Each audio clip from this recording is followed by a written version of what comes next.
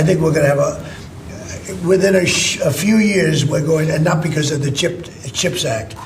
The CHIPS Act was a disaster for this country. We gave away billions of dollars to other countries and other locations and companies, and all they did was rob our money.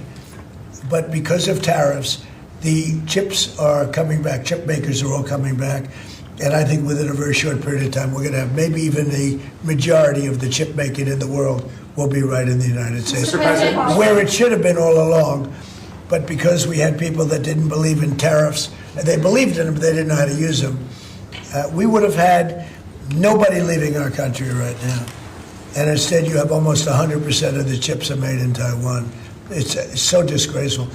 The good news is it's all coming back. Yeah, please. Mr. President, the gentleman in the back. Thank you, Mr. President. I wanted to just follow up on Venezuela. In these talks with Maduro, is there anything that he could say or do that would allow you to feel like he could stay with your support? Is there anything that he could say that you would be, okay, you can stay? It's hard to say that. You know, the question's a little bit tricky. I don't think it was meant to be tricky. It's just that, look, he's done tremendous damage to our country, primarily because of drugs, but really because we have that problem with other countries too. But more than any other country, the release of prisoners into our country has been a disaster. He's emptied his jails. Others have done that also. He has not been good to the United States. So we'll see what happens. At a certain period of time, I'll be talking to him. Mr. President, can I just follow up? You mentioned your voice and you were shouting about trade. Which country in particular upset you? Was it India? No, a country wanted to try and renegotiate the terms of their trade deal, and I wasn't happy about it. Well, which country was it? People want to know. Why would I say that to you? I can't believe it. Mr. President, on the World Cup, if you would, Seattle and the World Cup. The new mayor-elect of Seattle is a Democratic Socialist. Seattle has or beyond. I watched her. Right, Seattle has that's more than socialism. Right, Seattle has 6 World Cup games. How close are you going to be watching that city with the crime in that city? Well, if we think, and I'll have to speak to Johnny about this, but if we think that the mayor of L.A. is incompetent, everybody knows that. You know that I was there, I guess, 2 years ago, and we got all the federal permits taken care of, far more complex than the state permits and the city permits. And Lee Zeldin, who's a superstar, got everything taken care of. The toughest part, having to do with the fires, that should have never happened. If they let the water come in, it wouldn't have happened, right? Do you know that people aren't building their houses yet? I mean, can you imagine that? And if we didn't go in early on, Christy, I think we could say it. Well, the head of their police department said it. They were unable to handle. You would have had, not only did you have the fires, but you would have had total insurrection in Los Angeles. And if we didn't go in, and the head of, the gentleman, he said it, and he said it strongly, he said we could not have done it without the federal government. We did a great job. If we think there's going to be a sign of any trouble, I would ask Johnny to move that to a different city. We have a lot of cities that would love to have it, number one, and we'll do it very safely. So if we think there's a problem in Seattle where you have a very, very liberal/communist mayor, I would say, it's certainly beyond just liberal. I watched her over the weekend. Wow, that's another beauty we got there. But if we think there's going to be a problem, Johnny, can I say we will move? I don't think you're going to have this problem, but we're going to move the event to someplace where it's going to be appreciated and safe. Yeah, well, I think safety and security is the #1 priority for a successful World Cup. We can see today that people have trust in the United States when we see at the ticket sales, we sold, record-breaking figures of tickets, almost 2 million already sold out of 2 million that we have been selling. This is because people, they know that they will be coming here and they will experience a safe and secure World Cup. This is the responsibility, of course, of the government, of Secretary Norm, of everyone, and obviously we will discuss. We are working together. We have a task force for this. And we must ensure that all fans coming from abroad or being here, they can experience a celebration of coming together of the sport, and this goes only with 100% safety. We are communicating with all these mayors about what their responsibilities are. They know the safety and security of these events is their number one responsibility, and we'll be there. The president's always there to keep Americans safe, but he also makes sure the people that know their responsibilities and that they're prepared to host these events and do so in a safe manner. Is there a Mr. timeline, President, sir, Mr. if that would happen next time? Yeah, go ahead, please.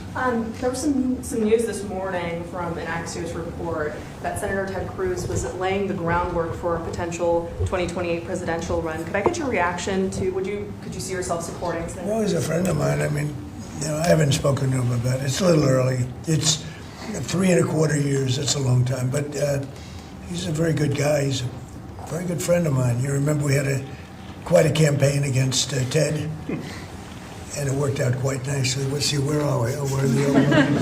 But I'm not that surprised to hear that. Mr. President, Saudi Arabia. Mr. President, on the tariff exemptions, you had some recently on a variety of different goods. I'm wondering, are you ruling out going forward no more exemptions on products? You were mentioning a disagreement you had earlier. So I'm We've wondering, taken in what do you think? hundreds of millions of dollars in tariff money. We're going to be issuing dividends later on, somewhere prior to, probably in the middle of next year, a little bit later than that, of thousands of dollars for individuals of moderate income, middle income. We're going to pay down debt. We have a lot of money from tariffs. If we didn't have tariffs, this nation would be in serious trouble. And we've taken in tremendous amounts of money. And you know what's more important than that? We've protected our businesses from being raided like we did with the chip business. Now we're bringing them all back. But we had 100% of the chip industry. And then they left. They went mostly to Taiwan and South Korea, but mostly Taiwan. And they have almost 100%.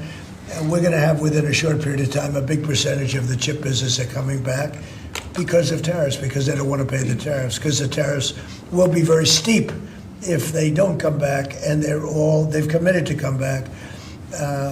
As you probably heard, Apple is now up to $700 billion. We have NVIDIA at $600 billion. We have tremendous amounts of money pouring in.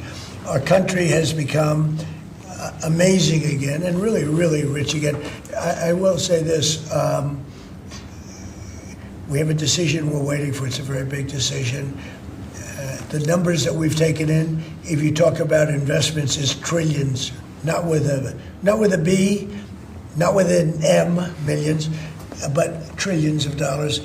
I can't imagine having to give that money back on something that we're allowed to do. And the ones that are fighting us are countries, largely. They're back in countries that have been ripping us off for years, using tariffs to rip us off. And now we're able to defend ourselves. It really is a matter of national security, because economic security is national security. So I think you're going to see another thing happening. I think you'll see food prices. They've come down very substantially since Biden. But I think you're going to see food prices coming down very substantially. Mr. President, Saudi Arabia, tomorrow you're hosting Yeah. Saudi Arabia. Are you planning to sell F-35s to Saudi Arabia? Yeah. And also, are you looking at doing a similar security agreement like you did with her? Yeah, no, I am planning on doing that. Yeah. You're gonna They want sell to buy. F-35s? They've been a great ally. They've got to like us very much. Look at the Iran situation, what we did in terms of obliterating, we obliterated their nuclear capability. Yeah, I will say that we will be doing that. We'll be selling F-35s. Yeah. Mr. President, you clarified something you posted on Truth Social last night. You urged House Republicans to vote in favor of this Epstein release bill they're going to vote on tomorrow. I just want to be super clear on your position. Do you want to see that pass the Senate? Would you sign that bill if it gets to your desk? I do want to. Here's what I want. We have nothing to do with Epstein. The Democrats do. All of his friends were Democrats. You look at this Reid Hoffman, you look at Larry Summers, Bill Clinton, they went to his island all the time, and many others. They're all Democrats. All I want for people to recognize a great job that I've done on pricing, on affordability, because we brought prices way down, but they're going way lower, on energy, on ending 8 wars and another one coming pretty soon, I believe. we've done a great job. And I hate to see that deflect from the great job we've done. So I'm all for it. You know, we've already given 50,000 pages. You do know that. Unfortunately, like with the Kennedy situation, with the Martin Luther King situation, not to put Jeffrey Epstein in the same category, but no matter what we give, it's never enough. You know, with Kennedy, we gave everything and it wasn't enough. With Martin Luther King, we gave everything and it's never enough. We've already given, I believe the number is 50,000 pages, 50,000 pages. And it's just a Russia hoax as it pertains to the Republicans. Now, I believe that many of the people some of the people that we mentioned are being looked at very seriously for their relationship to Jeffrey Epstein. But they were with him all the time. I wasn't at all. And we'll see what happens. What I just don't want Epstein to do is detract from the great success of the Republican Party, including the fact that the Democrats are totally blamed for the shutdown. You know, they cost our country hundreds of billions of dollars with that, at a lot of inconvenience. So I'm for I don't. They can do whatever they want. We'll give them everything. Sure, I would. Let the Senate look at it. Let anybody look at it. But don't talk about it too much because honestly, I don't want to take it away from us. It's really a Democrat problem. The Democrats were Epstein's friends, all of them. And it's a hoax. The whole thing is a hoax. And I don't want to take it away from really the greatness of what the Republican Party has accomplished over the last period of time. Yeah, Mr. President, on affordability, the shutdown is now over, and administration officials had said when the shutdown ends, they'll reevaluate the farmer relief. Now we have the deal with China. So is the administration still looking to dish out farmer relief now that the government is back open? Yeah, we want to. I'm always going to help our farmers. So are you still looking to do I would relief? do that, yeah. If they need relief, we'll be there for them. We're going to always be for our farmers. So what are you waiting Yeah, for? please, in the back. Mr. President, just speaking of the economic impacts of FIFA and possibly moving to another city, some games if you feel it's crime, is there like a timeline that you would do that? Because these cities, there's sponsorships, there's economic impacts for these communities. Sure. Is there, Well, you know, the governors are going to have to behave. The mayors are going to have to behave. You know, in the case of California, you have a problem. You have high crime, and you have a place that just suffered great fires and everything else, and they didn't do a very good job. And if we didn't go in from the crime standpoint, you would have had a disaster. It was not going to be handled properly. It wasn't able to be. The head of the police said as I said, without the federal government, they could not have done it. So here's the story. I love Los Angeles. If they want help during this, I would love to send in National Guard or whoever's necessary to help them. I want it to be great. I'd love it to be in Los Angeles. I love the place. It's a natural for Los Angeles. If we think there's going to be crime, if we are obstructed by the governor, and maybe he won't obstruct, maybe it'll be great. But I'd love him for him to call and say, you know, we'd like to have some extra help. Because if there's even a hint of a problem, we want to get in there before the problem occurs. We want to make it totally safe for Johnny and FIFA and all of the great people that are going to be there, and I think that's going to happen. I would be honored to help California if they're going to have a problem, and if they think they're going to have a problem, they should say so.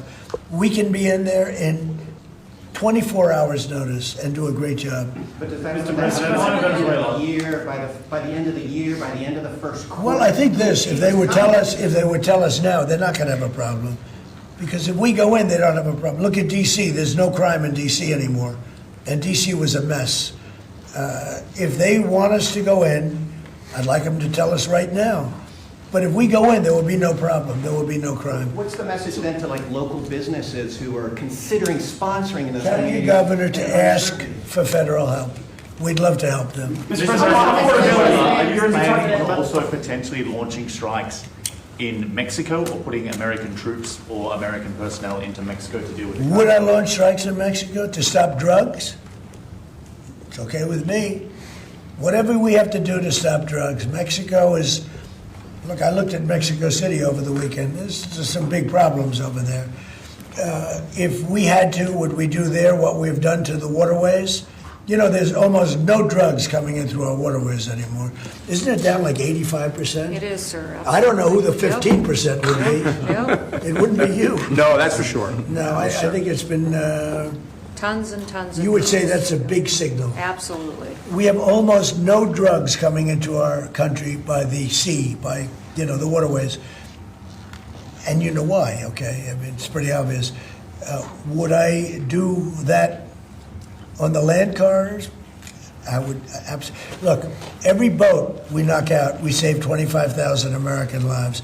Not to mention the destruction of families. These families are decimated forever. The mother, the father, the children, they never recover really from it. When you lose somebody like the way they live, if you lose them, but the way they die is horrible. Is it something? So when we knock out a boat and we save 25,000 lives, that's great. Now, do I feel the same way about the corridors that they use? We know every one of them. We have every one of those corridors under major surveillance. We have nobody coming in through our southern border. But we know exactly how they get their things here, how they get the drugs here, fentanyl, cocaine. Colombia has cocaine factories where they make cocaine. Would I knock out those factories? I would be proud to do it personally. I didn't say I'm doing it, but I would be proud to do it because we're going to save millions of lives by doing it. Would you only do it with Mexico's permission, though? I wouldn't answer that question. I've been speaking to Mexico. They know how I stand. We're losing hundreds of thousands of people to drugs. So now we've stopped the waterways, but we know every route. We know every route. We know the addresses of every drug lord. We know their address. We know their front door. We know everything about every one of them. They're killing our people. That's like a war. Would I do it? I'd be proud to. I'd probably go into Congress and say, hey, and you know what? The Democrats and the Republicans would both agree, unless they're crazy. And they are a little crazy on the Democrat side. But we have lost hundreds of thousands of people a year, death. And that's not talking about family destruction, that's talking about death. And much of it comes through Mexico. So let me just put it this way. I am not happy with Mexico, okay? Thank you very much, everybody.